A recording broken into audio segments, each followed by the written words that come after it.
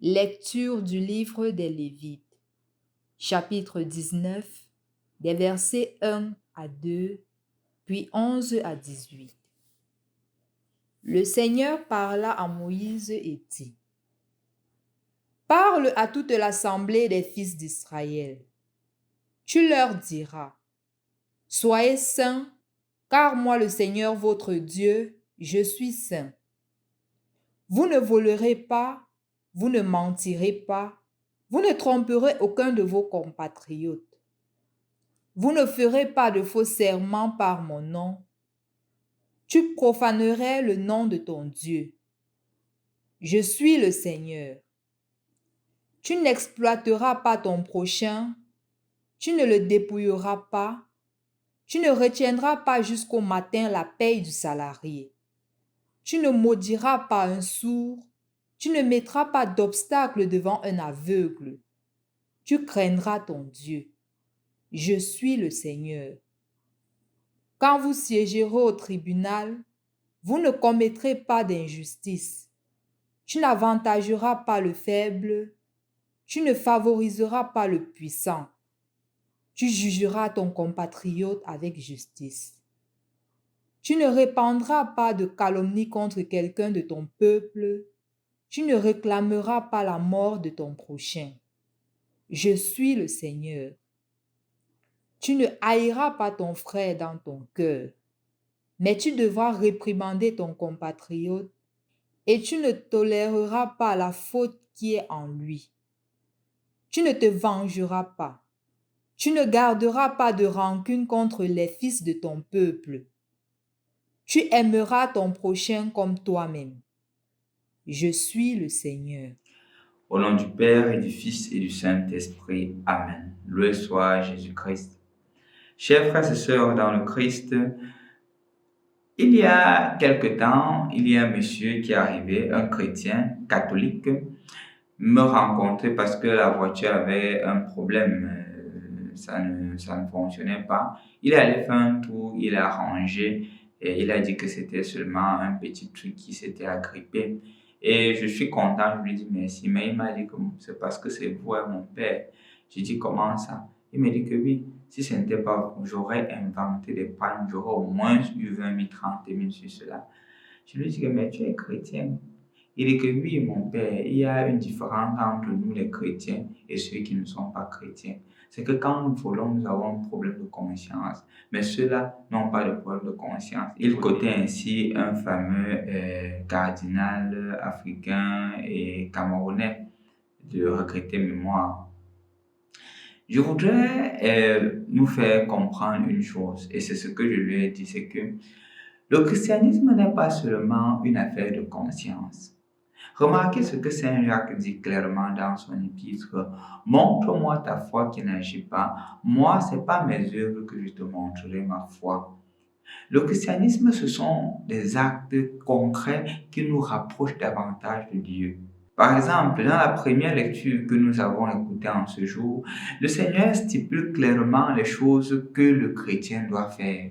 Tu ne voleras point parce que tu respectes le bien d'autrui. Ce sont des commandements clairs que le Seigneur énonce. Et le christianisme, c'est cela. Ce ne sont pas des idées ou des appréhensions. Ce n'est pas quelque chose que je colle à mon image. Ce n'est pas quelque chose que je fais selon ma sainte volonté. Mais c'est selon et toujours selon la volonté de Dieu. Mon comportement, mon agir, ma manière d'être ne doit pas être miroité sur moi. Mais ça doit toujours être miroité sur le Christ. Et qu'est-ce que le Christ me demande pour pouvoir davantage l'imiter? C'est ce qu'il faudrait prendre en compte. Et la première lecture d'aujourd'hui de Lévitique nous donne clairement les choses qu'il faut éviter. Donc, mon frère, ma soeur, je voudrais t'inviter aujourd'hui à te dire aussi qu'est-ce que je dois éviter, qu'est-ce que je ne dois pas faire pendant ce temps de carême pour me rapprocher davantage de Dieu et donner un sens plus concret à mon carême. Quelles sont ces choses-là? Est-ce que je suis celui-là qui vit toujours aux dépens des autres? Est-ce que je suis celui-là qui, quand il voit quelque chose, quand elle voit quelque chose, elle est appelée à voler ou il est appelé à voler? Est-ce que je suis cette personne-là qui ne peut pas me contenter de ce que j'ai? Est-ce que je suis cette personne-là qui est assise dans un bureau? Quand il y a l'occasion de corruption, je corromps et je suis corrompu. Parce que si je n'ai pas le droit de dire non à la corruption, parce que je me dis que tout le monde fait ainsi, la société ne va jamais changer. La société ne va jamais changer. Donc, chers frères et sœurs d'entre nous, chacun en ce jour est appelé à poser des actions concrètes qui nous rapprochent davantage de Dieu. Non plus des actions seulement superficielles. Non plus des actions seulement pour dire que je fais pour faire, mais un geste concret. Concret. Il y a une de mes filles qui me disait, il y a de cela quelque temps, que mon père, je suis addict aux choses de grande valeur, même si je n'en ai pas. Quand je vois mon camarade de classe avoir un iPhone 14, je veux avoir un iPhone. Parce que dans ma salle de classe, je suis la seule qui a encore un Android. Et quel genre d'Android même? C'est donc pour cela mon père me disait-elle que je veux un téléphone de grande valeur. Et je lui ai dit, je crois que ce temps de carême, c'est justement le temps où tu te contentes de ce que tu as.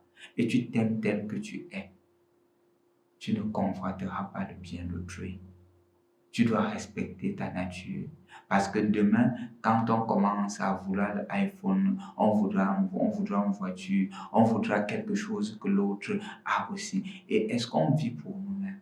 Est-ce qu'on s'accepte tel que nous sommes? Est-ce que nous nous aimons tel que Dieu nous a créés? À la fin, nous vivons pour les autres. Le temps de carême, c'est le temps de vivre pour soi et de vivre toujours en rapport avec Dieu. Rappelle-toi, le mercredi décembre, j'ai proposé 2 choses en rapport au livre des Nombres. Le combat à l'égard de soi-même, parce que Dieu a mis en toi les forces et la confiance en Dieu. Peut-être ce n'est pas le temps pour toi de chercher ces iPhones-là. C'est le temps de te concentrer sur l'essentiel. Et si tu te concentres sur l'essentiel, les iPhones viendront à profusion. Mais ta vie vaut mieux qu'un iPhone. Ta vie vaut mieux qu'un téléphone de dernier cri. Tu es plus grand qu'un iPhone. Ta vie vaut mieux que le temps passé à regarder les snapshots, à regarder les TikTok, à regarder les statuts de personnes.